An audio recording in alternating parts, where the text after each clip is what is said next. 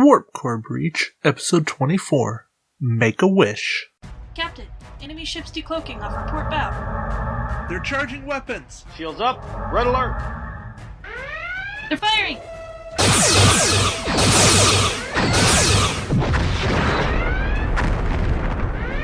Containment failure detected. Warp core breach imminent. Welcome to Warp Core Breach, Episode 24. On this episode, Nick and David wish upon a starship. Griffin defends Runara IV. Wouldn't it be nice if we had some terrain changes? Natasha rediscovers some Wave Zero treasure. The faction report hits a combo breaker. And then we all step into Griffin's domain and talk about our favorite missions. Warning. Warp core breach detected. I'm David Montgomery, and here's my co-host, the Zephram Cochran, to my magic carpet ride. Alright, let's rock and roll! Woo!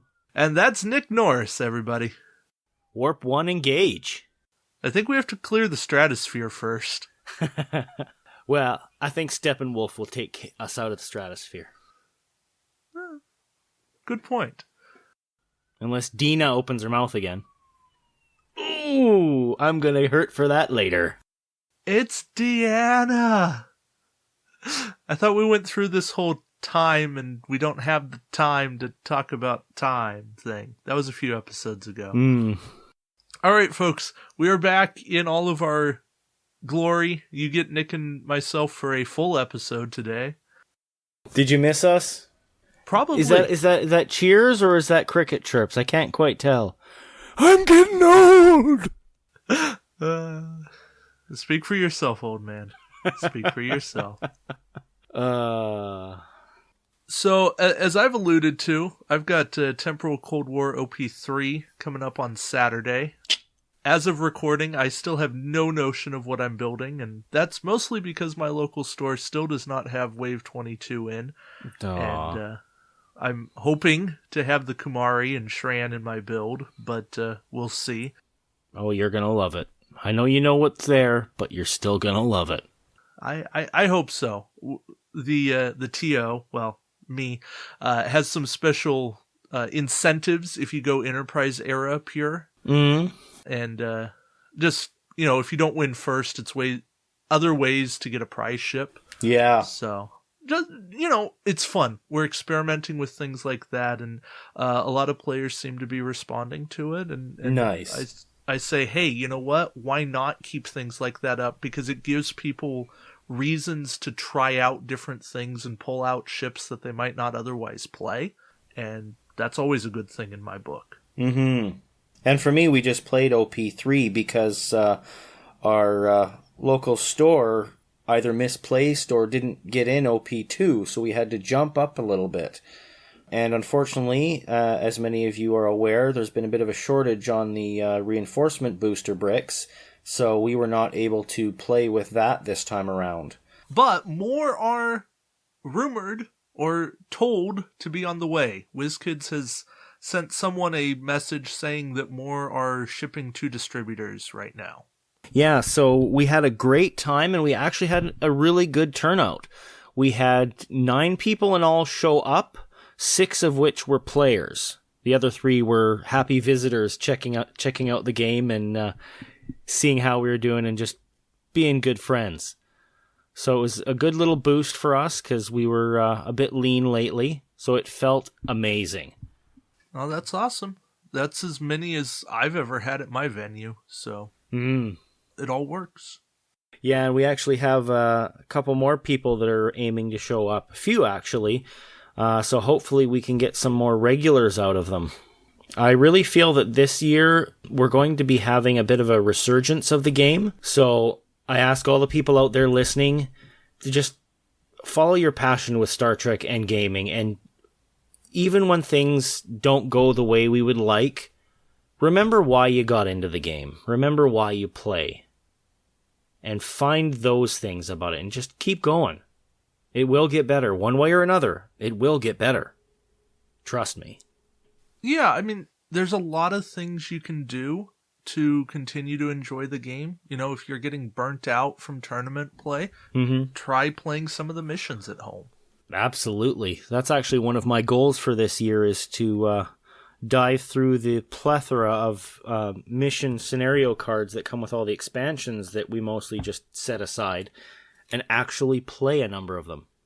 Yeah. Or, if you're insane like me, start up a campaign. Yes. It's a completely different way to play the game. Mm-hmm. You get something out of it.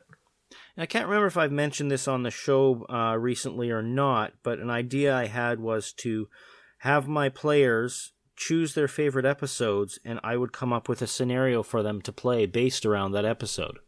I don't think you've mentioned that, but that sounds like a really fun way to go about things. Mm-hmm. Another thing with that is it's a great way to make use of the days where not as many people may show up, or just casual days when it's not meant for a tournament. Have a buddy over or something, or go visit them, and you can just play one-on-one. Yeah, I like it. And some of them may turn out to be meh. Not great, but every once in a while you're going to come up with something amazing, and then you're like, hey, that's awesome. Thanks for the vote of confidence.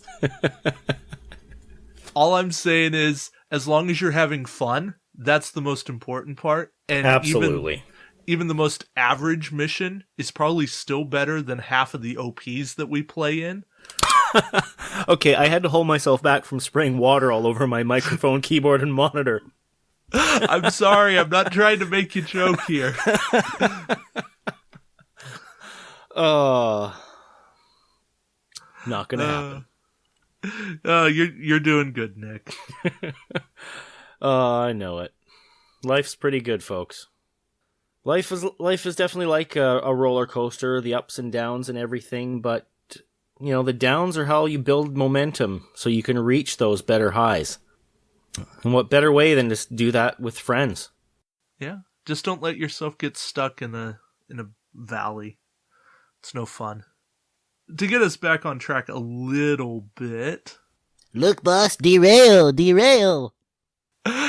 Is there anything new with you in Star Trek these days? Well, funny you should mention that. Last week, I got a message from someone who is a reporter at a local newspaper, and I co-run a local Star Trek meetup group called Star Trek Vancouver here in Western Canada, and they wanted to interview me and one of the other organizers about Star Trek, how Trek science fiction and science fiction technologies have affected the real world, and conducted a telephone interview, and the article actually got published today. I haven't had time to pluck it out, but I'm definitely interested to see how it turned out. That is awesome. Yeah, it was quite a nice feeling. I feel like now I'm around a minor celebrity. Well, you and me both, buddy, because you're still a star in my books. Aww. Now I'm blushing. Too much rouge.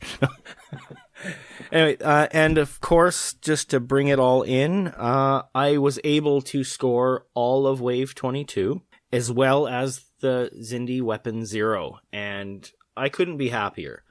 It's not, as David would say, the end-all be-all, but they all have something good to contribute, and I couldn't be more excited. It's great. Like, the ships look good. I was actually quite pleased at the scale of the Xindi Weapon Zero. It wasn't too big, it wasn't too small. It dwarfs the tactical cube just enough to go like, yipe! It's got the same base, so it's the medium base, given that like in D&D Attack Wing there's an even larger base. So it's got the mid-size base. It's got the 90-degree arc. It's got some cool toys to play with, and it really adds to the Xindi faction. Now they have 4 ships to play with. Granted, 3 of them are prize ships, but we're going to be getting 2 more retail that we know of coming up later in the year. So the Xindi faction is here to stay, folks, and I think it's something that actually has a shot. Yeah, I think it's got about as much of a shot as, something like Independent, which is pervasive, but it plays more of a support role. Something like Bajoran, which can be fun every once in a while, but it's probably not the thing that you're doing every single time. Yeah. Maybe even like Vulcan or Kazon. Again, something you're going to pull out here and there and go, hey, let me mess around with that. Well, with the Aquatic Cruiser and Xindi Weapon Zero, I can see myself playing the Xindi faction far more than I would be playing like Kazons or Vulcan and that. And for Bajoran, it took Deep Space Nine and the Ratosha for me to crack the Bajorans and make them sing. So I'm definitely appreciating the large-scale figures. To me, it does add to the game. As for what is to come with the upcoming Borg Cube and Borg Sphere, that remains to be seen, especially at the price point. It's a lot of money to put on it, but at least we're promised both ships and cards. So from the wording of the announcement, it's not just going to be a token release. So I'm expecting something significant out of this, and WizKids, don't let us down. We're counting on you. Yeah, we want to see awesomeness come out of this. Absolutely. Like, I was always one of the people that said that the Borg didn't really belong as a faction, a playable faction, simply because they were far too powerful. Now, I've stepped down from that soapbox a little bit and found a bit more of an appreciation for them. But in that vein, one of the things that's also in that announcement is that ship has an NPC feature to it. So that's a non-player character for all you non-roleplay gamers out there, essentially meaning that you can have the scenario through a particular mechanic that we're not aware of yet running the ship. So I imagine it's going to be a lot more involved than just how the old Scimitar scenario was run with the different tokens, and you just determine which direction it's going to move and it just shoots willy-nilly. So I've got high hopes there. But it expands the possibilities, and I look forward to seeing what we're going to get. I wonder if it has something to do with Star Trek Attack Wing Solo. Ah. There was a gentleman who was developing that, and then all of a sudden it went absolutely quiet. Yeah. I don't know if he just decided that it wasn't worth it, or if he got contacted by WizKids to start developing stuff. Interesting. Yeah, I was actually part of the beta there for a while. As was I. It's intriguing. This seems like it might be an aspect of a Star Trek Solo. Mm. Who knows? I'm willing to take a shot that that's maybe a thing. So, but I think that actually leads us into the main topic that we wanted to talk about today. Things that we would love to see, that we wish would happen in Attack Wing this year, our hopes for the year, something like that. Last episode, I made my predictions for the year. This is different. We may actually contradict those predictions, and that's okay, because hopes, wishes can be different than what we think will actually happen. Agreed. Yeah, and on the sort of mission scenario concept, one of the things that I would love to see in STA 2016 is OPs where the scenario is actually engaging and has more of an impact on the victory condition, so you'll actually be encouraged and want to participate in the scenario, rather than just give it up and go for the usual joust. So many of those OPs boil down to destroy your opponent. Yeah, exactly. And while that's all well and good, it leads to a lot of the same builds. Yes. Or at least minor variations on the theme. If you actually had a scenario that required you to do certain objectives. Yeah, if you had to build to cater to the scenario. That kind of thing alters your fleet in a drastic way. Yeah. Even TCW2, I know you didn't play, but rescuing that derelict craft changed the way fleets were built. Mm-hmm. Not 100%, but you made sure that every ship you took had a tech slot. Right. And you typically had one ship that was going after that derelict, maybe two, because you didn't want your opponent to have the advantage on you. because then it was safety points for them, and that was enough to potentially swing the game for them. Right.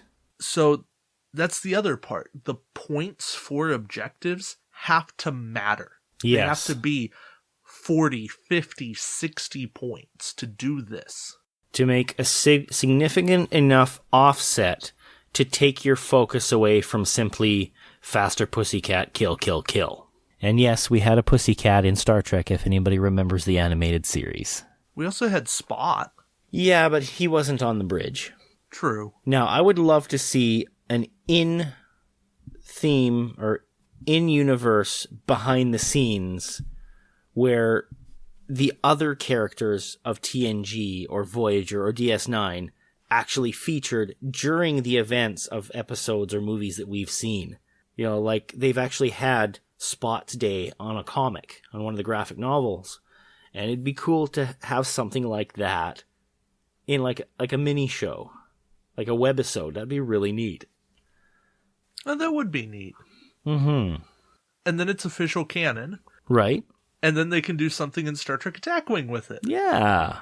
And I think given where we are with social media and streaming and webcasting and all that stuff that we have today in entertainment, that would be an interesting concept to incorporate with the new Star Trek series we're getting next year in 2017. Yeah. It would give us variety and change of pace. And that's always a good thing. Mm-hmm. And that actually loops us back to our topic here. With the whole OP scenario having engaging parts and that, it would be interesting if we would have kind of like side missions that you can bring out in casual play, in OP play, or things where you can actually present your own objectives to achieve. Or where you present objectives for your opponent to achieve that you try to prevent them from getting. So it can be, back or forth. Like maybe you could present one of each and the other person can do one of each. Something along the lines of how Armada does things, where you sort of pick your theme for the battle. And depending on initiative and points and all that, it determines whose pool you pull from and things like that. I think it'd be a really great way to add a little bit more thematic flavor to the game. Oh, idea on that. Each player brings 2 objectives, and then the player with initiative gets to discard one. Okay. So that gives you a reason to underbuild. Huh. I'm not sure how I feel about that. I'd have to put some thought into it. I like the idea of keeping it balanced in a way. Yeah. Well, you'd figure out some other way to do it. Yeah, like each person brings 2 or 3, and your opponent chooses one from what you've selected. Sure.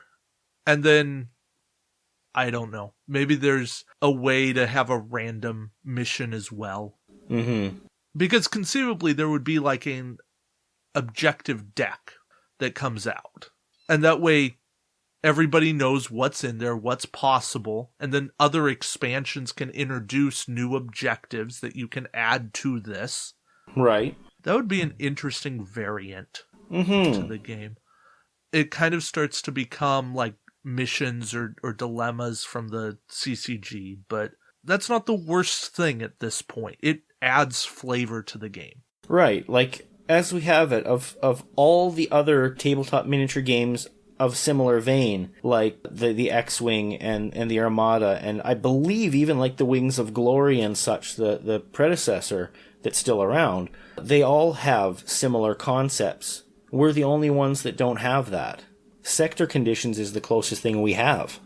Which Sector Conditions kind of happened and then stopped, and that's quite possibly for the better. I've enjoyed them, but more on a selective scale. Like when we choose, okay, well, let's play this one, rather than, oh, by the way, we're doing Sector Conditions and it's random and you just deal with it. But random's kind of nice too, which again reminds me of the really cool event cards that that fellow created. Forgive me for not remembering your name. The ones that I talked about on an earlier episode. They're a blast, and a good chunk of our players have printed off their own versions, or, well, a good number of our players have printed off their own decks of them, and, we like to play them quite regularly. They're fun. Well, and that's the kind of stuff that makes this game enjoyable and keeps it fresh. Exactly. It keeps it going and will continue to keep it going even after WizKids stops. Yeah, like, we can't expect WizKids to produce forever. Whether it's a year from now, 5 years from now, 10, 20, whatever. At one point, they will have to move on to another path. Now, hopefully there's still quite a lot of time before that happens. Still plenty of ships to make. But until then, let's make the most of what we've got. I can easily see them doubling up on what already exists. So. Oh, and that leads me to one of my other thoughts. New factions. I would love to see the Maquis as an actual faction. Yeah, I think the ship may have sailed on that one. Yeah, but given that things can be reintroduced in different ways and we see that coming, why can't we have that just a little bit further? And failing that, Thomas Riker. Oh yeah, we definitely need a Thomas. Absolutely. We've got plenty of William T. Give us some T. William. I'm not even picky about what he does as long as it matters. It would be good. If he's half as useful, okay, 3/4 as useful as any of the good Fed Rikers to Independent, that would be a worthwhile card. Well, as someone who likes to sport a goatee for a good chunk of the year, we've got our Spock, we've got our Klingons. We need our Riker. We need our Thomas Riker. Drop those sideburns, buddy. Join the dark side. We have cookies. Starfleet cookies. On sale at Quarks. What else are you hoping for in 2016 for Star Trek Attack Wing, David? Well, I would love to see some more love for Dominion. Yes. And with that, we need founders. Hail to the Chiefs. I don't know why we don't have founders. I don't understand. To me, it seems like an easy thing to do. They were on no-brainer. Screen. Yeah. They are the Dominion. The Dominion would not exist without them. Even if you have to put a picture of the founder homeworld, the shimmering puddle there. Or that would be fine. The chalice, the goo, We can even have a founder ship because they could turn themselves into a spaceborne vessel. Yeah. There's so many possibilities. I would love to just see even one. I'd like more, but I'd settle for one. So, for whatever reason, they're not in the game. That needs to be corrected. Yeah. I don't know that it will be. In fact, I predicted that it won't. But that is probably my prediction that I hope I would be most wrong about. Indeed. And another. I am Tosk. Yeah. Tosk would be cool. One of my favorite guys in CCG. Just really cool. And he was so endearing of a character. Morn! Yes, thank you. I just saw a pretty cool cosplay of Morn just this morning, I believe, online, and it reminded me of how cool Morn was. Yeah. Jake Sisko. Yeah. Who else do we need? Lita? Yeah. A Federation Kira, perhaps? Yeah, that's not as urgent, but we could definitely use one. I'm not absolutely sold on the Feds needing tons more stuff. Oh, no. But that gives me a thought. Alliances. Throughout the game, there was repeated occurrences of full-blown alliances. Even if they were short-lived, barely lasting an episode.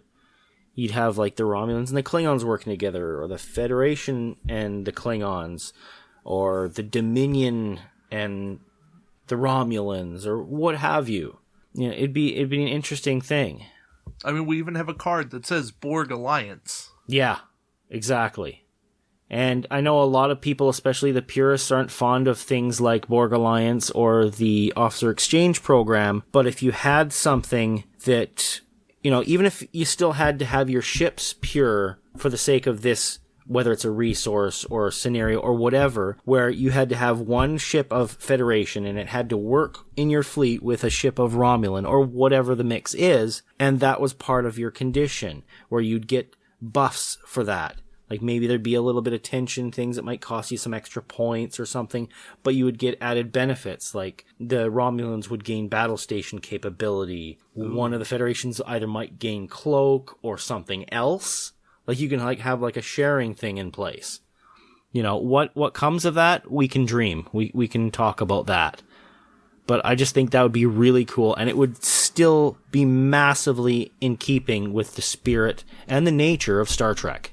Yeah. And hopefully it would be a bridge between the mixed and the pure players, because there's nothing wrong with either way of playing. That war has to come to an end.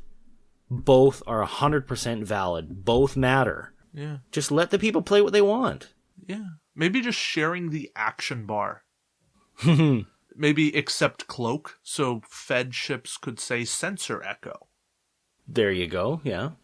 If you make an alliance with the Borg, maybe your ships could spin. Or get the regenerate capability. Yeah. Borg could do battle stations. That's scary, but, I think that I'm sure there'd be balanced ways to make it work without making them too OP. That would be an interesting way to get some ships a target lock. Yeah. Yeah, I think that has potential. I don't think that that's necessarily something we need to explore right here, but I'd like to see that developed. Yeah, something I wanted to put out there, and hopefully there'll be some conversations about it after the listeners hear. Yeah. If nothing else, we'll start it up. Once the episode is aired and been out for a few days, then perhaps when I get back from Oregon, I'll throw it up on the group. There you go. What else? I know you had mentioned single-player missions. That's something that a lot of people have talked about, and I would greatly appreciate, given that I can't always coordinate things with my friends, and I'd still like to play the game, so it'd be wonderful if we could have more solitaire missions. So that, we could have an active challenge where we could play by ourselves. It's a great way to hone our skills both in fleet building, but as well as just general play. Even the best players can get rusty. And a lot of times those missions tell a good story. I mean, the two solo missions we have are Vulcan one where you're fighting Suliban. I never got to play that one. That's in, the Nivar. Right. And then there's, is V'ger a solo mission? I honestly don't remember, and it's my own fault for not paying enough attention to the mission cards when they come with the packs. Yeah, anyways, I think there's two solo missions. Right. But those are very thematic stories. Now, are they the most iconic missions in Star Trek lore? No, they're not. But they're still cool aspects of the show or movie that a lot of people remember. Exactly. And as long as you have that, as long as you have aspects that make you go, hey, I remember that. That was fun. You're in a good thing. I would love to see a mission where you take on the crystalline entity. Oh, God, yeah. That's something I've talked about. That would be a perfect solo player mission. It would be reminiscent of the collective OPs. In fact, that would make an interesting OP where you're both competing to kill the crystalline entity. Right. But and possibly have two different victory conditions. One, a diplomatic option, and two, the destructive option. Granted, the diplomatic would be more challenging, but possibly more rewarding. Right, and you get tokens along the way in the diplomatic that give you points, and maybe the destruction is all or nothing. And yeah. What about the episode where that asteroid was heading towards that colony, and, do you decide between, letting the asteroid hit them and just try to evacuate them, or do you try to move the asteroid or destroy it? Right. Different options there. One episode in particular that stood out for me that I'm actually partway through writing is The Chase, where Oh, you yeah, have to the go DNA through and sequence. you collect the DNA sequences, and you have to find the component on each planet, and then you go forward to try to piece the whole thing together. Yeah, I remember Steven talked about doing the chase as like a 4 or 6 player mission all on the same board. Yeah. And I was like... Minimum 3.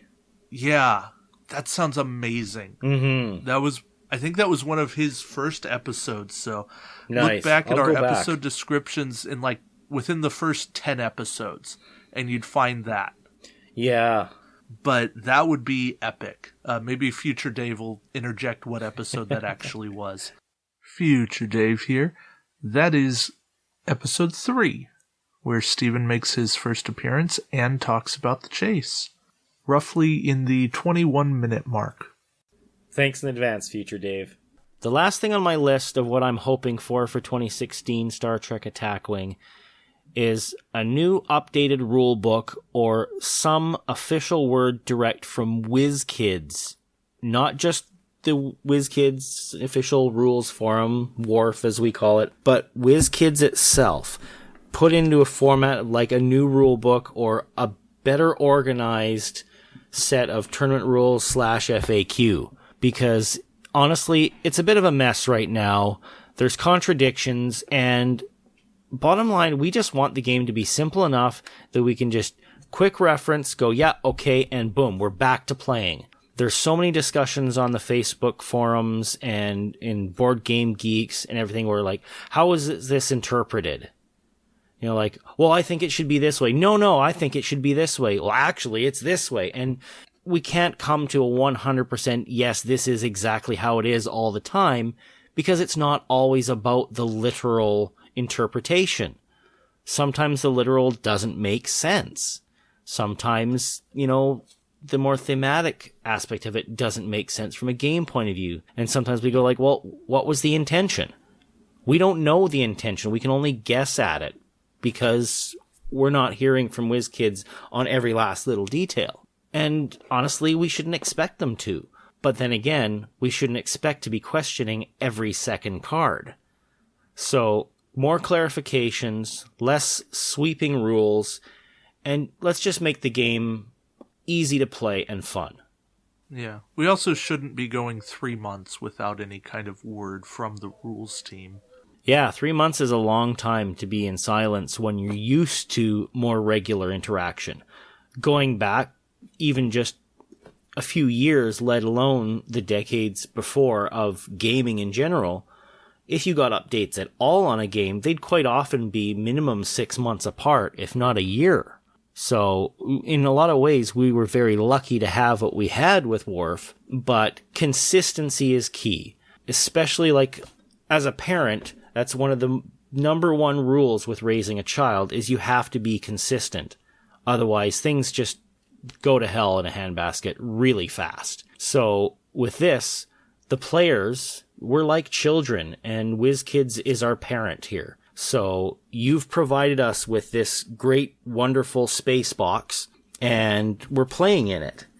But sometimes we don't know if we're on one side or the other, the inside, the out. You know, are we playing with matter or antimatter? You know, help us out.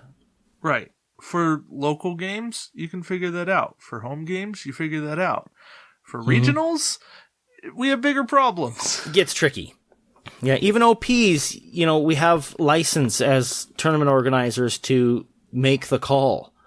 Not always to the liking of all the players, but we do our best to do what's best for our group.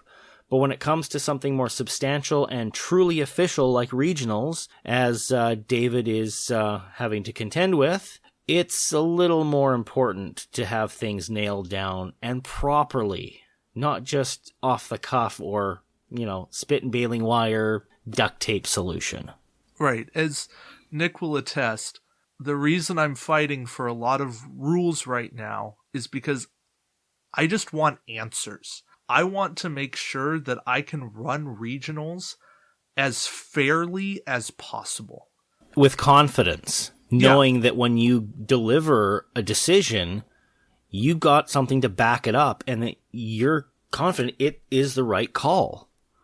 Right. I want to be able to say, this is the ruling, I know this is the ruling, and this is why.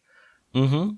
And failing that, I can go, based on this, this, and this, I am fairly certain that this is the correct ruling. Right. But at least I have backing on everything else. Right now, there's a lot of things I'm going, I don't know, and we have this that says one thing, this that says the other thing, so let's flip a coin. Yeah. And that's not fair to anybody. No. Like, whoever would choose to have a win through, like, rolling for battle stations or a coin flip? Nope. That's not fun for anybody. Nope. And I tell you, it's going to come up. There's going to be some kind of big kerfuffle at some regionals. Mm-hmm. And then the fur's going to fly. There was last year. There were two. There was one in Colorado, which everybody kind of knows about, and there was one in San Diego, which nobody knows about because the cut to top 8 didn't happen correctly, and instead of a cut to 8, Swiss just kept on happening. Right. So instead of 1v8, it was 1v2. Mm-hmm. And 3v4 and 5v6 and 7v8. And that screwed everything up. And nobody realized it until halfway through the round. Yeah. Yeah. Similar thing happened in another tournament I played last year where, actually, sorry, it wasn't one that I played in. It was one my friend played in the same tournament at a different venue where the victory conditions in the ranking was misinterpreted by the tournament director, and it ended up skewing who took places after the first place. So it had a significant impact given that there were multiple prizes based on rank. Yeah. So there was, like you said, quite the kerfuffle over that, and it should have been a simple thing. It should have been made clear. Right. And no, it wasn't Star Trek Attack Wing, it was Armada, so we got a bit of a win there. Yeah. But that's the thing, right? You want to be confident in the people running the event. Absolutely. But if the people running the event aren't confident because there aren't answers, then what are they left to do? Yeah. Nothing on your ability to run an event, just the tools that you need to be made available. Right. So, we'll see. You know what? I'm going to say regionals is going to be a lot of fun. I'm going to be there laughing, joking around with people, judging to the best of my ability, signing anything that anybody wants signed because that's just fun. Told you you're still a star. I will sign warp core breach damage cards, especially ones that blow up. We'll just have a good time with stuff. Yeah, well, if you're a star, I'm Red Dwarf. I'm on board with this plan. All right. I think we've talked enough at this point, and we should toss it over to our contributors, hear what they have to say, and then we will be back with our favorite missions. Good evening, and welcome to the Faction Report, the segment that brings you the inside scoop on all the factions. We'll show you how they really work, expose their weaknesses, find innovative combinations, and help you make them work better. And now here's your host, the man who is not Picard, David Walton. Hi everyone, welcome back to the Faction Report. This time I'm going to take some time to talk about combo breaking. Now, there are a number of things that you need to be prepared for when you're playing, particularly OP events. And one of the things that you need to be prepared for is a ship that relies on a re-enabling combo, or a ship that has a particular set of upgrades that give it great defense, something where you need to be able to make sure that you can stop it from being a problem. And what you need in that circumstance is a combo breaker. Now, in my view, the single best combo breaker in the entire game is Crosis, independent faction / Borg, range 1, disable either a crew or tech upgrade, and then steal one. Now, stealing is better than forcing them to discard or disable, simply because it means that you get access to that upgrade or that ability, but also it means that they can't use someone like Sopek to bring it back. And with the Sopek-Varel combination, that's particularly useful, because Sopek, if you force it to discard, Sopek can just bring it back. So probably best to avoid that. So, Croesus, brilliant upgrade, allows you to disable something that might be a problem for you in terms of stealing stuff in the first place. So it could be something like Dispersion Field, or, although he doesn't work on Dispersion Field, but something like Cos, and then you can steal the Varel or whatever the other upgrade might be. For Federation, the best combo breaker they have is the Emergency Medical Hologram Mark II. EMH2, as a discard, allows you to disable all of the crew upgrades on a target ship. If you're facing something like Evader Voyager, which is a particularly popular combo in my local meta, then he will allow you to get rid of Hoodriker and Sulu and Shelby and all of the other cards that are giving Voyager that massive defense. Now, when it comes to combo breaking, often the best thing to do is to kill off or get rid of the captain on the ship that you are trying to combo break. And there are 2 cards in the game that do that magnificently well. One card that doesn't do it quite as well, which is the original version of Chang, but I'm not going to talk about Chang at the moment. The 2 cards I am going to talk about are Gulma Dread and the elite talent for Mirror Universe that is Tantalus Field. Both of those abilities allow you, essentially, with a little bit of variation, to kill off a captain who might be causing you trouble. Now, the captains that most often cause trouble and are in need of combo breaking are Wayoon 6 from the 5th Wing Patrol Ship and Sopek, who is the Vulcan upgrade from the Timor or the Navarre expansion. Killing off the captain is a fantastic way of breaking combos, but also has other benefits. For example, killing off the captain drops that ship's skill down to 1. And dropping a ship's skill down to 1 means you're firing ahead of it, means that it hasn't got access to any of its captain upgrades, meaning that you can basically really hurt one ship. I know a lot of people run fleets that just have a ship and a captain, and if you can kill off their captain, you are severely limiting their ability to proceed. With Borg in particular, killing off their captain, if it's a Borg faction pure fleet, means that they don't have access to any drone tokens. So upgrades like Data or any of the upgrades that the Borg have that rely on drone tokens are completely lost to them.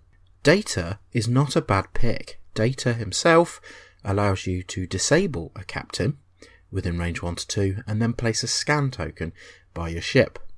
Now, that works particularly well as a combo with the Queen Vessel Prime, because the Queen Vessel Prime, if it has a scan token by the ship, can spend that token to get +1 attack dice for any ship in the fleet. Using Data means that you can disable an opposing captain, gain that scan token, and if he's on Queen Vessel Prime, you can then use that scan token to boost your attack. And you could even use it to boost an attack with something like Magnometic Guided Charge, which is a great weapon upgrade that allows you to avoid that ship's defense dice. I'll finish off by saying that I think the masters of combo breaking are the Klingons. There are 2 cards that the Klingons have that work fantastically well together to break basically any combo. The first of which is Projected Stasis Field. As an action, so it's not an attack, it can't be evaded, it can't be cancelled, just as an action, you target a ship within range 1 to 2, turn off your shields, and then you turn off your opponent's shields, and it can't attack. Now, a ship with no shields is really susceptible to another card that the Klingons have, which is Klingon Boarding Party. Klingon Boarding Party, as a discard, allows you to disable every single upgrade on the target ship. Now, if you're facing Evader Voyager, or something which is relying on the Riker Doctor or Phlox Crusher combo, you can disable every single card, which puts them in a position where it's going to take them a while to re-enable everything. There are other variants of this in the Klingon faction, stuff like Klingon Stealth Team or Takar that allow you to do similar things, but I think Klingon Boarding Party as a blunt object is perhaps the best combo breaker that's available. So there you go, combo breaking. One of the 3 things I think you need to make sure your fleet can do. And this is just my ideas on it. I'm not sure Maybe there's a better way of doing it. I'd like to hear it if you think there's a better way of doing it. Regardless, I'm not Picard. It's been great talking to you today. Hello players, Would Be Nice is here. Today let's talk about a could use. Lately I've been hearing complaints about OP events being just jousts. Even though they have mission elements, those can be pretty much often ignored, which boils the OP back down to straight jousting. Hasn't always been the case though. Some OPs have had refreshing twists. The Borg collective tourneys had third-party elements and semi-cooperative play.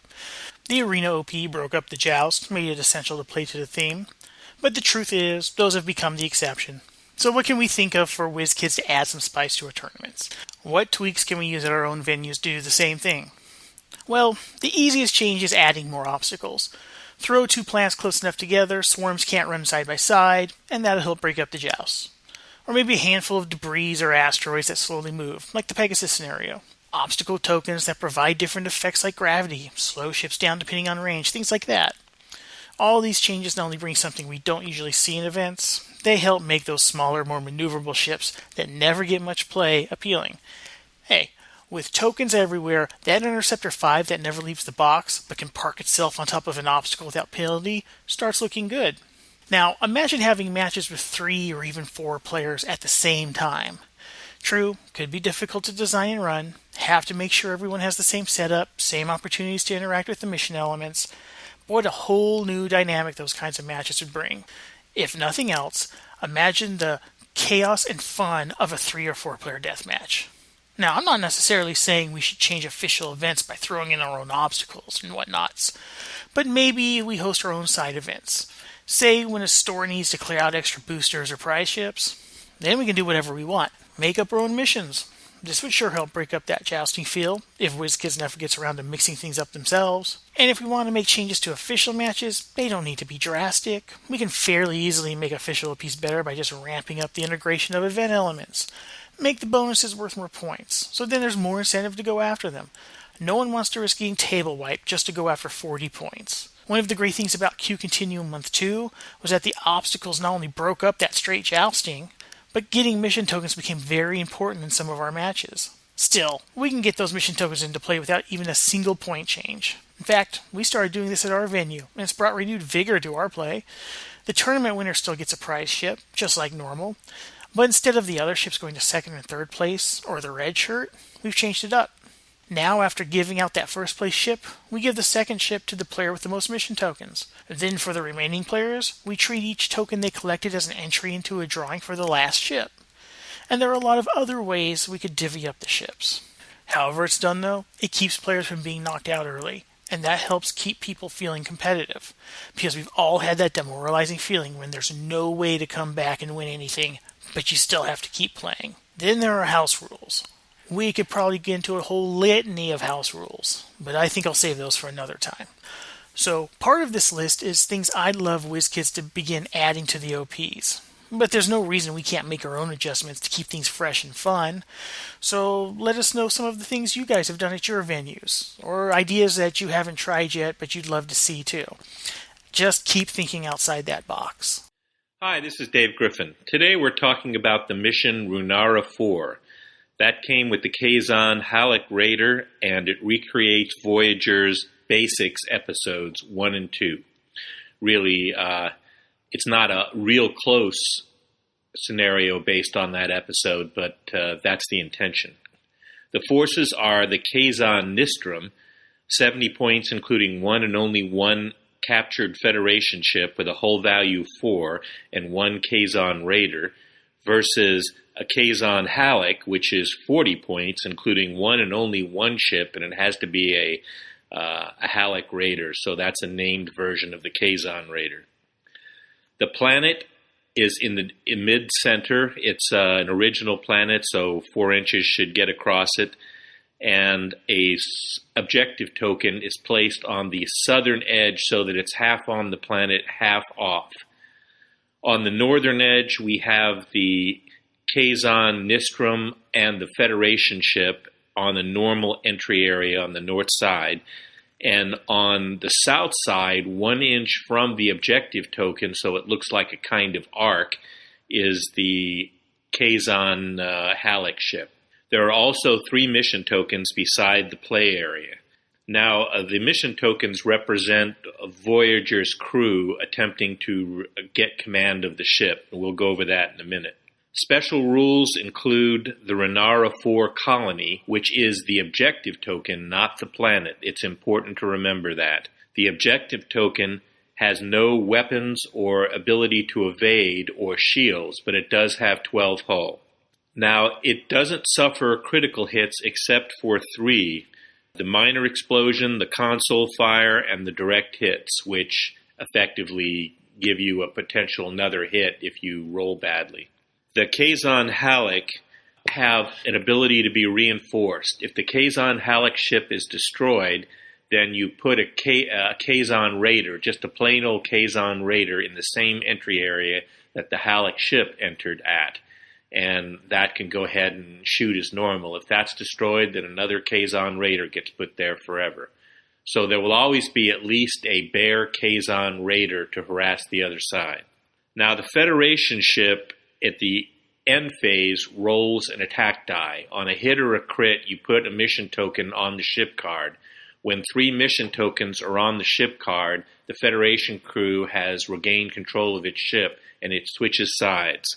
Now, the objectives for the Kazon Halleck force is to destroy the ships controlled by the Kazon Nistrum forces, which include the Federation ship if it hasn't switched sides.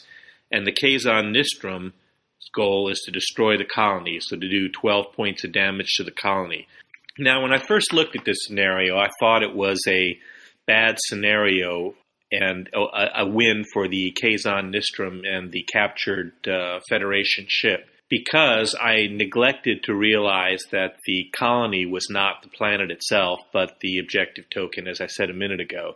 This is important because if it were the planet, it's relatively easy for the Federation ship and the Kazon Nistrum Raider to destroy the colony because they get the chance to fire from the first turn. Because the objective token is on the opposite side of the planet, though, the Nistrum forces have to round the planet in order to be in line of sight to the objective token. So that does make a big difference in the scenario. So don't inadvertently allow the Nistrum forces to just shoot at the planet and do damage to the colony. As to what Federation ship to use, this is a tough one because there are a lot more Federation ships around than there used to be. In fact, you could even use the Prometheus, but don't. If you use the Prometheus, the Nistrum forces will just flat win.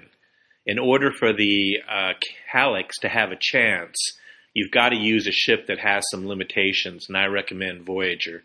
Or Bellerothon, but Voyager is probably a better choice for balance purposes.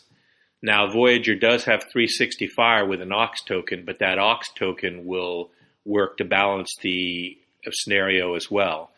I would put Federation weapons and tech on the ship, but not crew or captain. And I would put a Kazon captain on board. Now, I would also not use transphasic torpedoes because, again, you just might as well cede the mission to the Nistrum forces if you do that. On the Halleck side, you need to really up that ship's attack dice. I recommend you allow the Halleck forces to cross-faction while allowing the other side not to. And that means you need to do everything you can to up the dice if you're going to have a chance. I recommend Type 8 phasers from the Federation, which is maybe not too crazy a notion, since I think Type 8 phasers more like represents an upgrade. You know, it's just more expensive for other factions. And I might also recommend tribbles. I know that's independent, and I know it has its downsides, but this is a mission that's very tilted toward the initial turns. And you can always beam the tribbles off, too. If you do that, you might just have enough dice to win the scenario, but it's still far from a sure thing. There's a lot of potential ways this mission could go, depending a lot on how both sides build their fleets. On the Federation Nistrum side, what they really could do is just go straight for the colony and totally ignore the Halleck ship. If they do, they've got a pretty good chance, probably 50% or even a little bit more, to win, because Voyager or Bellerophon or any equivalent ship can deal the damage, and at minimum it's going to be 3 rounds until the Federation crew seizes control. Another thing I would do along that line is, instead of allowing the mission token to be put on the ship card for a hit or a crit, I would also do it for a battle station, so that only blanks don't do it. That leaves you with a little bit of uncertainty, but if you don't, there's no chance the Federation crew is going to ever regain control. And in fact, you would probably be within your rights to just say that at the end of each end phase, you put a mission token on it, and after 3 rounds, the Fed crew gains control. If you do that, you're tilting it a little bit more toward the Halleck side, but probably not enough so that the Nistrum side doesn't have a good chance of winning. But if you do it with the hit-crit battle stations, that still retains some uncertainty. So on the Halleck side, thanks to David, I think the initial best option is to place your Halleck ship facing the northern edge of the board, facing the planet, bumping right up against the planet, and then go through the planet with a 4 speed. That would be your first round. Now, to be sure, you want to select one of the smaller planets. Put the 4 speed over the top of it to make sure you have the right one.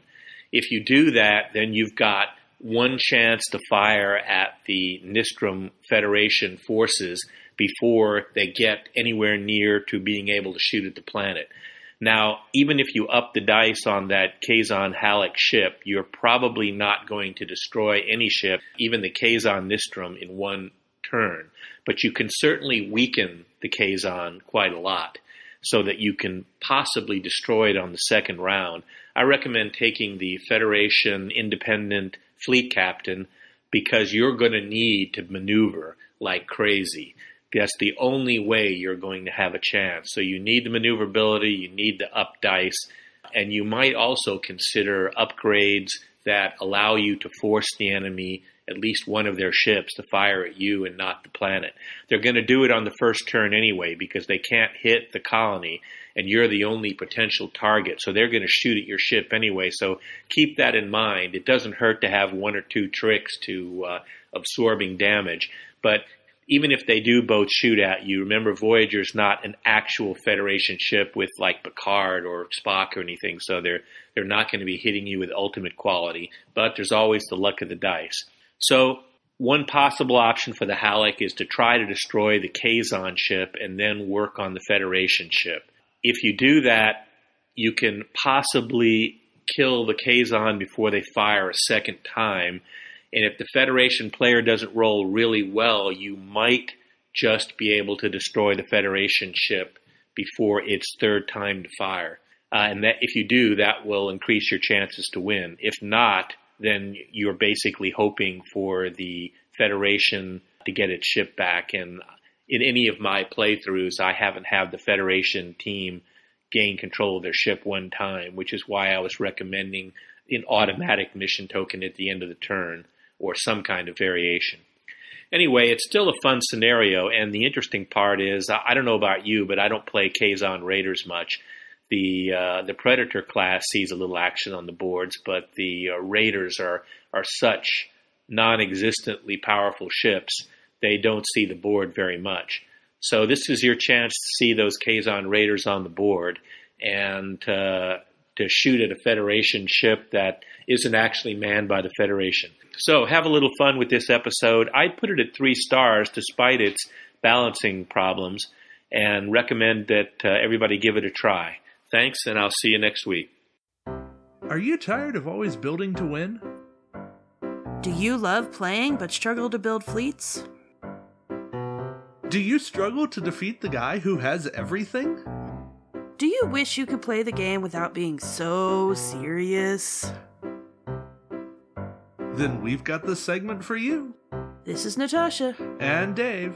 And you're listening to Dude, It's Just a Game. This week, we're taking a lap around the sun, and we're going all the way back to Wave 0. Well, I don't know about going around the sun, but we're definitely we're definitely going back to Wave 0. I know people are getting ready for regionals and all of that. So we're going to go on a scavenger hunt and find those cards that might just be of use. I think we're going to start with Breen Aid. Ooh, that is a card that I have not heard about or seen anybody play in a long, long time. Well, yeah, and you know I started the game late, so I didn't really see much of Wave 0, or the first several waves. But Breen Aid came on the Gorportus, which was in Wave 0. It's a Dominion crew, and if you have a scan token beside your ship, then you convert a blank into a hit. And you don't have to use an action for it or anything like that. I mean, you have to have a scan token, but there's so many great cards out there that give you scan tokens basically for free. Or for no reason at all. So it's really become even better in the recent months. Right, and with the prevalence of cloaked mines, this is a card that's going to benefit from that scan action that you're taking to reduce the damage from cloaked mines, so that's something to take into account. Right. So it's just a nice little 2-point crew, stick it on a ship somewhere, Dominion. As a matter of fact, people don't play Dominion enough anyways. But yeah, that's a card that I would think that people could see playing. Now I don't know if that's regional worthy. I guess it would depend on the ship. But I think it's definitely interesting, and I hope more people take a look at that. Now, a card that I think is regionals worthy is a tech from the IKS Groth, or Growth, however you say that. I'm gonna go with Groth. Sounds good to me. It's called the Projected Stasis Field. Now, I have successfully run this one before. And not so successfully, if I remember correctly. Yeah. Anyways, so Projected Stasis Field, basically, you take down your ship's shields to target a ship at range 1 to 2 to disable all its shield. The difference is that ship cannot attack anybody. So, basically, it puts them in a Projected Stasis Field. They're not able to fire, and they have no shields, and that really puts them in an extremely vulnerable position for you to move in with other ships or whatever else you have in mind. Yeah, you're putting yourself at risk, but you're not going to do it when you're going to die, or you're going to do it once you've already lost your shields, because at that point, you're going down anyways, you might as well take somebody with you. Right, and for me, this card is good. You know, it pretty much any scenario, it's one use, it's an action, and you do it when taking down your shield isn't going to hurt you. Potentially not going to hurt you. But even if you have to sacrifice some hull points to make this happen, it could mean the difference between winning and losing. Well, and the better idea here is to have a low attack ship utilize Projected Stasis Field, and then have the rest of your fleet bombard the enemy target. Right, and that's what I was attempting to do, but not succeeding at so much when I ran it. But again, it's a card that's become even better with some of the newer releases and some of the combos that are now available that weren't there when Wave 0 hit. Yeah, think about everybody that runs improved deflector screens, Unimatrix shields, and on and on and on. Right. So I think Projected Stasis Field is definitely needs to be in more builds, and I thoroughly look forward to seeing it, if not at regionals, then in some OP events soon. I would think that somebody would end up running Projected Stasis Field, but who knows? Alright, well, those are the first two cards. We'll do one more episode of Wave 0, and then on to some more. If there's anything you think we missed, or if you agree or disagree, let us know. We always love reading comments on our segment. So we'll stand by and wait for your comments. But until then, remember... Dude, it's just a game. And now it's time for the Warp Core Breach Question of the Week, where we pose your questions to all of the contributors in the hopes that someone will get it right. This week's question of the week: what's your favorite mission?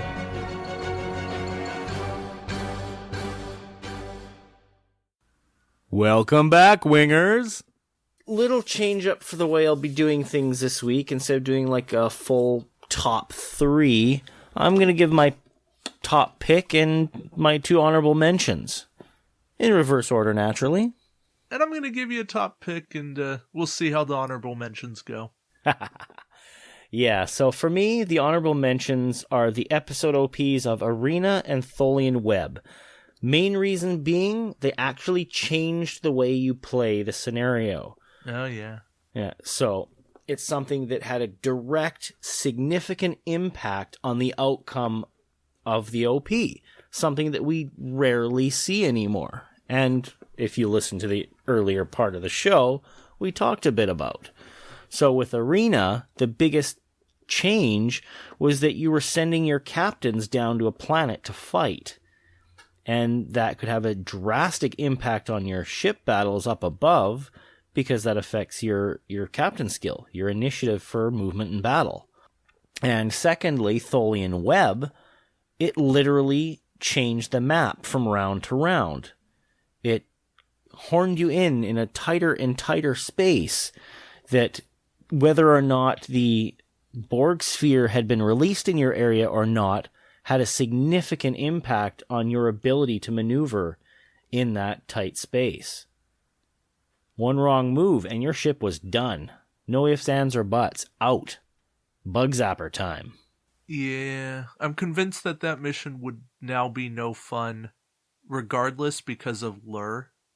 Well, it would be like the standard rule where you can't force the opponent into one of those.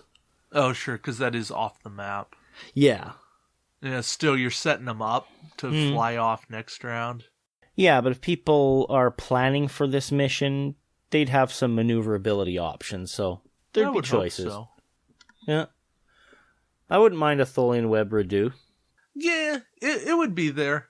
I like the notion of Tholian Web. I think that you almost have to have a gentleman's agreement on it. Yeah. Or just the TO lays down a law. Here's my badge. Yeah, it's kind of, you know what? I'm the TO. We're setting this up. The mission's going to be fun for everybody. Hey, you guys. You will respect my authority, huh? Yeah. Rochambeau for it. Yeah. Best 2 out of 3. Bing.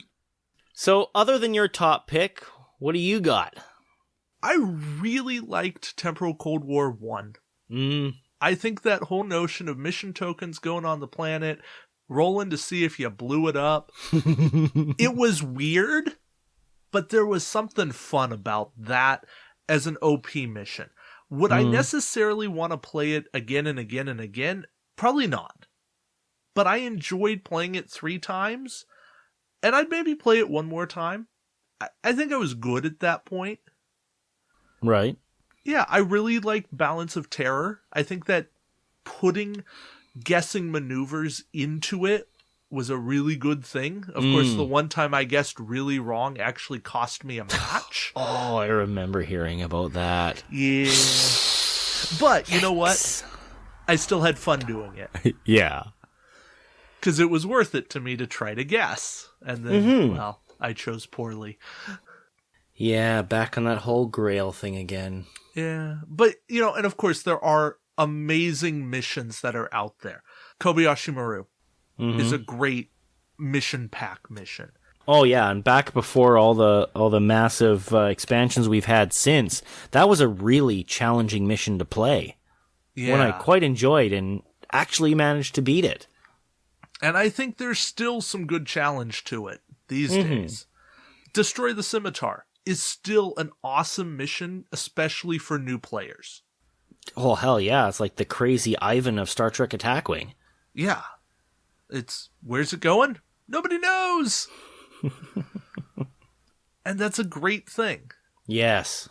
I really liked what they've done with some of those missions. There are some really fantastic missions that just have you going, huh, there is a ton of backstory in Star Trek that really does translate well to the tabletop.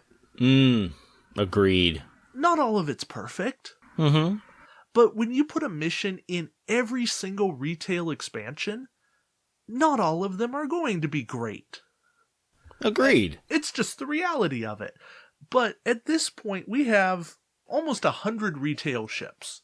Mm-hmm. If half of them are good to great... If half of them are just simply playable. Yeah, that's a win. And absolutely. From what Griffin does on his segment, I can tell you that more than half of them are playable. You know what? I just had an idea. I'll admit something.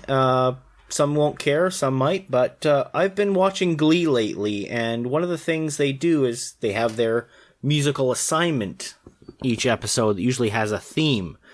I was thinking that in keeping with Star Trek theme and missions, I could put out an assignment for casual nights, say, everybody go through your missions and pick one that you'd like to try.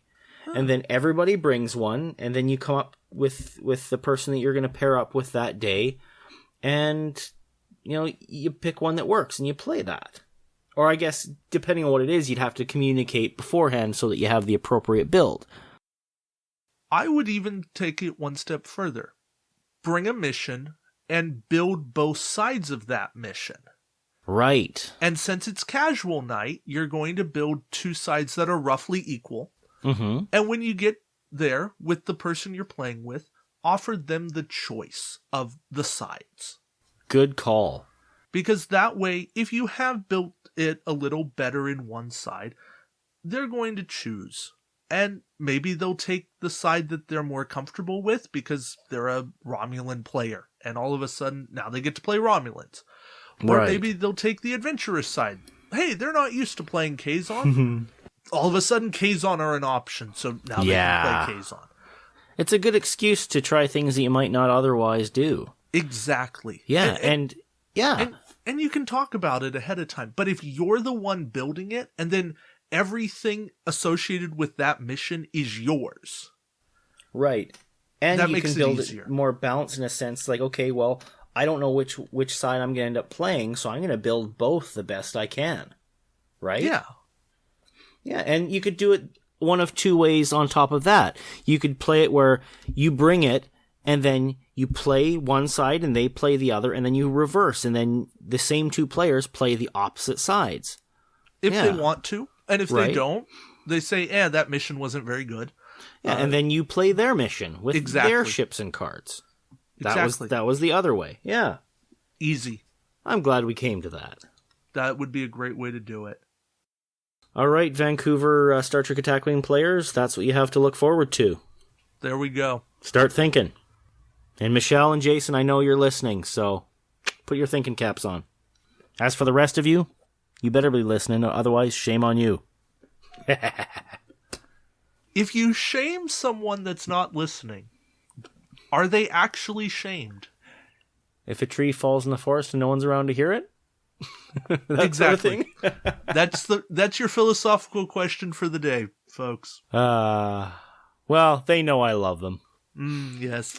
Yeah. All right. So my number one is probably an odd choice, but it is Deliver the Nanovirus. This one came... It's either with the Sphere or the Tactical Cube. I forget which one, but it's one of those. And it's based on the Voyager episode. But it has to do, you have a ship, you have a Federation ship, you have an Allied ship. You got to beam on, roll dice equal to some modifier, and then get your guys off. And then the Borg ship will self-destruct at a certain point.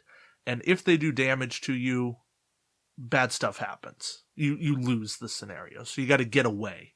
Mm-hmm.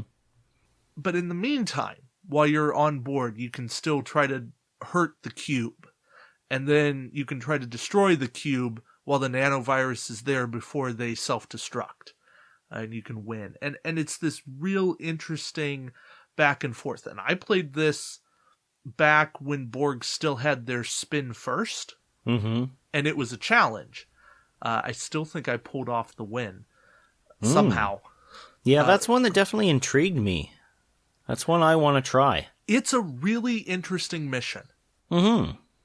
And I think I brought an allied bioship at 40 points, which meant I just brought a bioship. Because this was last summer. Sorry, this was summer 2014. Wow. So this is before That's the dating boosters. yourself, man. Oh, I know. But this is how much ingrained in my memory it is because it's lasted. And that says something. Like, just like you say, it's lasted for you. While I haven't played it, I was combing through the various scenarios because I was creating a spreadsheet that I need to get back to. And that was the one that my mind kept going back to, saying, hey, this one's actually really interesting. I gotta try this someday. Yeah, it's definitely worth playing. I mean, obviously it's my number one, but there are others that are more popular. Mm-hmm. This is one that you'd probably pass by because it doesn't look like it's all that much. But there's a lot to it, and there's a lot you have to consider. Mm-hmm. And I'm sure you could game the system. You could do weird things with both sides of the build. It got weird, didn't it? Don't worry about that. Just play it, have fun with it, take Voyager, take a Borg Tactical Cube, and go for it. So that's my number one. What do you have? Well, my number one jumped around a little bit until I went Eureka. There is no other. Peak Performance, the OP. Like, I've been a huge fan of the concept of playing Tholians, and given the way things were ruled and the limitation on only having one unique named ship, despite having both a prize ship and an expansion, a retail expansion, we were still limited to the one. The only time that it really made sense to fly a fleet of Tholians was in Peak Performance. Because as long as you still have one living Tholian ship on the board at every given time, your web remains. And I played Tholians in Peak Performance, and I actually won, I believe, 2 out of the 3 games. Good on you. So I did very well. I enjoyed myself. It allowed me to do something I otherwise probably would not have been able to do. And it was fun. Even if I hadn't won, it would have felt really good just to get them out there. So, Peak Performance, the main strength of that is opportunity, where you can play ships that otherwise may not last long enough to really get a feel for, or you might not otherwise have had the chance to pull off the trick, the combination that you would have liked to. This gives you the opportunity to go back. It's your Groundhog Day to try and try and try again until you get it right. And hey, I'm all for second chances. Or third chances, or fourth chances. Exactly. Yeah, I really did like Peak Performance. That's a really fun OP, and you're right. That's where Swarms really had their day in the sun. And that's all I have to say about that. Yeah, so those are our missions, but we're going to turn it over to Dave Griffin because he knows far more about these missions than we do. He's our resident specialist. Yes, and then from there, it will go to the rest of the contributors, and that's that. So thank you, folks. Salut. Hi, this is Dave Griffin. Today we're talking about our favorite missions. Since I review the missions on the podcast, I'm going to list 3 of them quickly.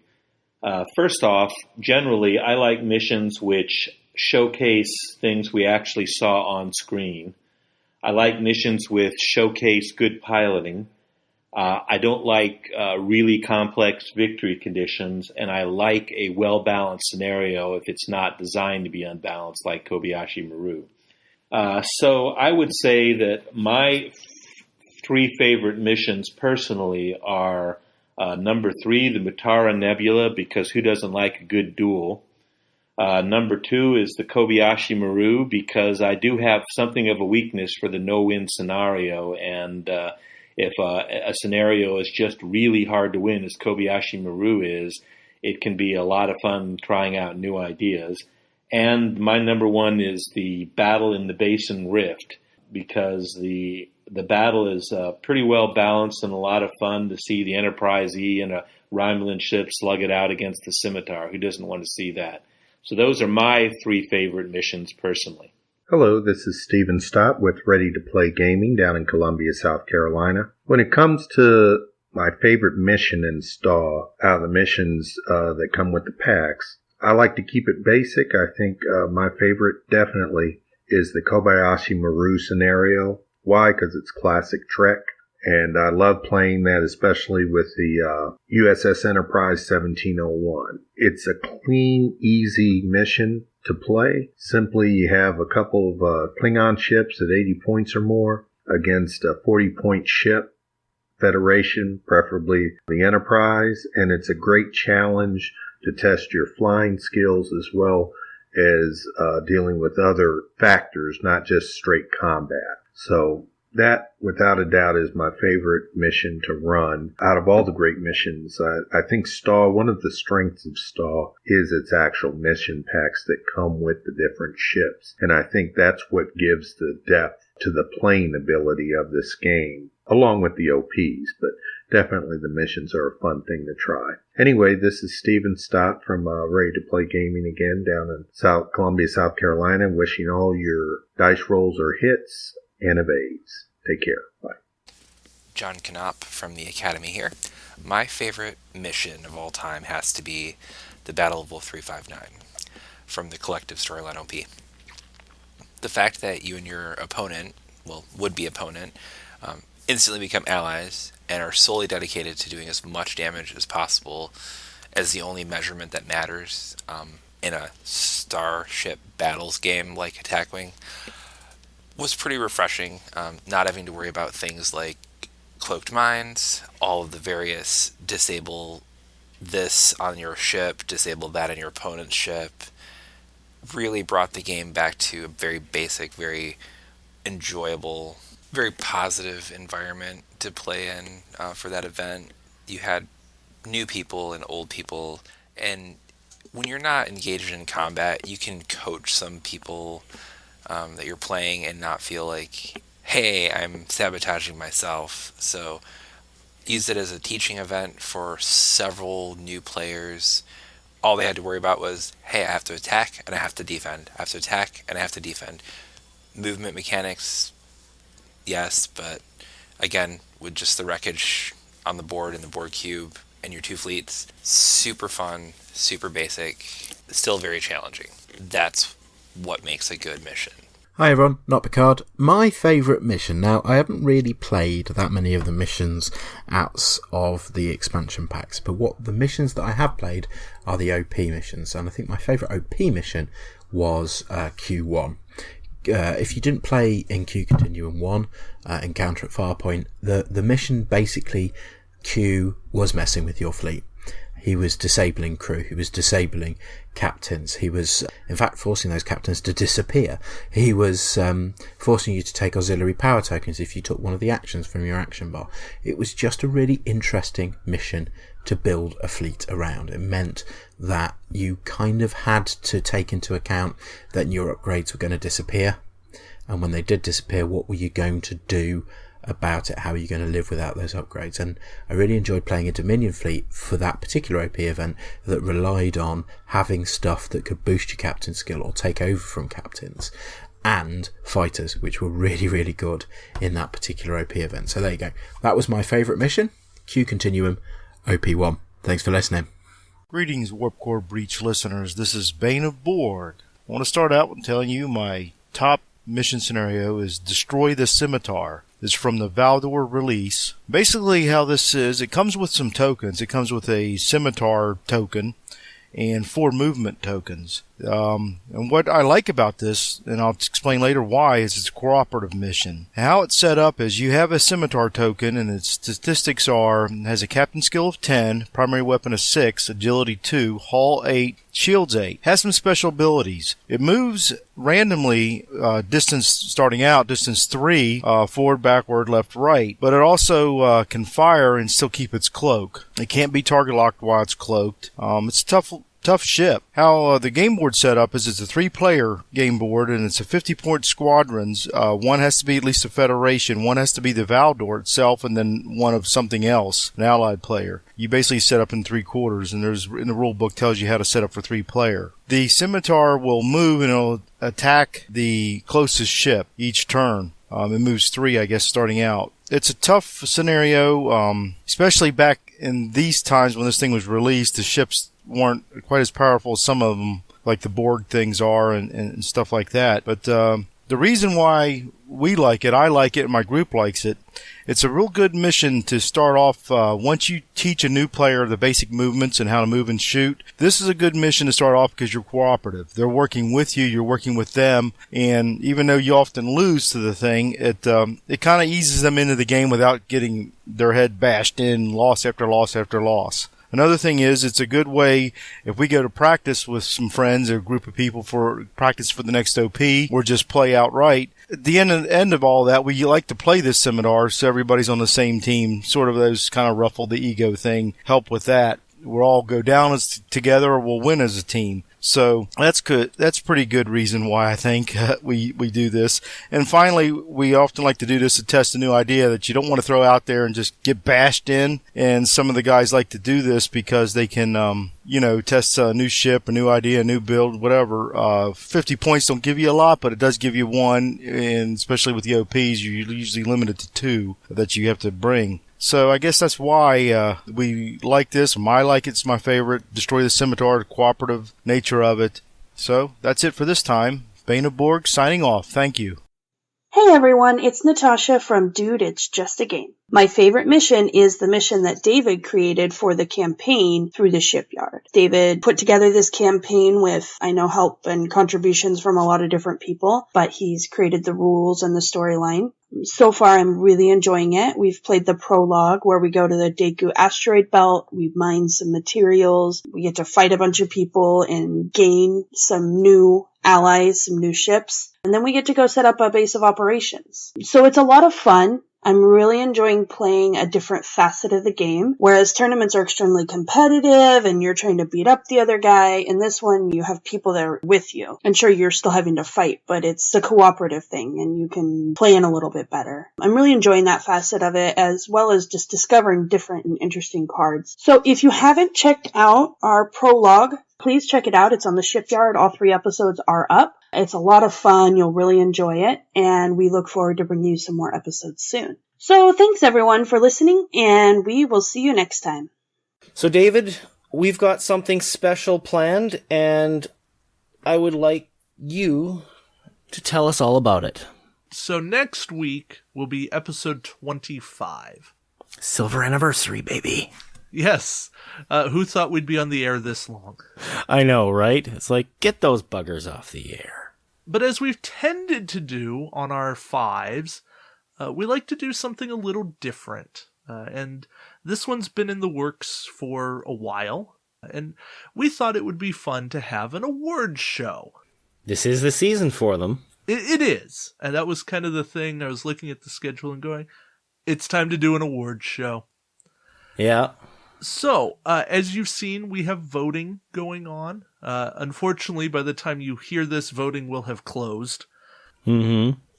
In doing so, the contributors have nominated and made votes. Nick and I have made our votes. People on Facebook and Board Game Geek have made their votes. All of that's factoring in fun mathematical permutations that I set up before anybody started voting, just to be completely fair. And all of that will spit out a winner for every category. And everybody will be presenting different awards, and all of this is just fun and relatively meaningless because, well, there's no purpose in winning, but it says, hey, what's fun? Yeah. In hindsight, I almost think we should have had a vote on what we call the awards. Like, we call it the Monty. The Norris Trophy's already taken for the NHL, so it can't really go there. I'm saying we call it the Breachy. Yeah? Well, the thing is, if we had the Monty, then, if somebody cleans up and gets like 3 awards or something, like the hat trick of the trophies, we just call it the full Monty. I'm going to veto that.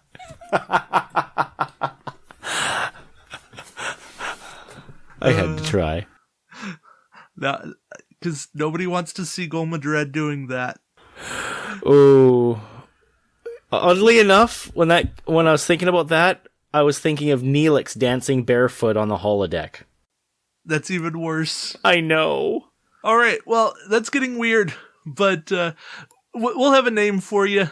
Who knows what it is? Yeah, we'll make it work. Year 1 is always the awkward one. Year 2 will be better. But yeah, that's what we do. It's what We're coming out of our infancy, heading into toddlerhood. Episode 25, you gotta kind of think of it like dog years. Yes, as in 25 is our age in dog years. Mm-hmm.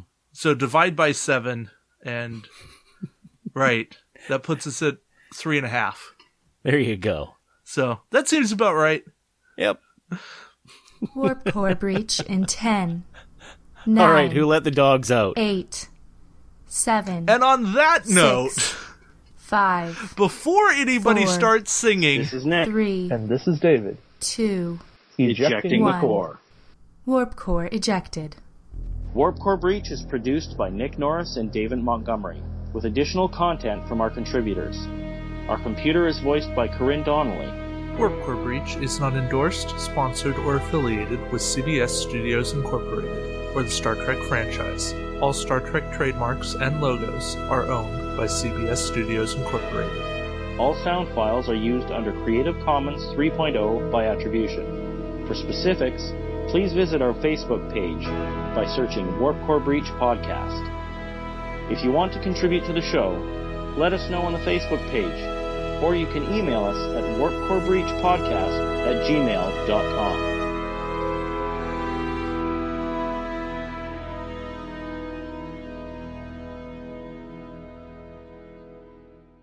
Well, before we give our send-off to this week's episode, I'd like to give an honorary send-off to another star traveler, Ziggy Stardust, David Bowie, who has left us recently. An inspirational musician, talented artist, and someone who just gave us that little bit of extra oomph to our lives. Thanks, other David. It was a pleasure to have known you. Good night.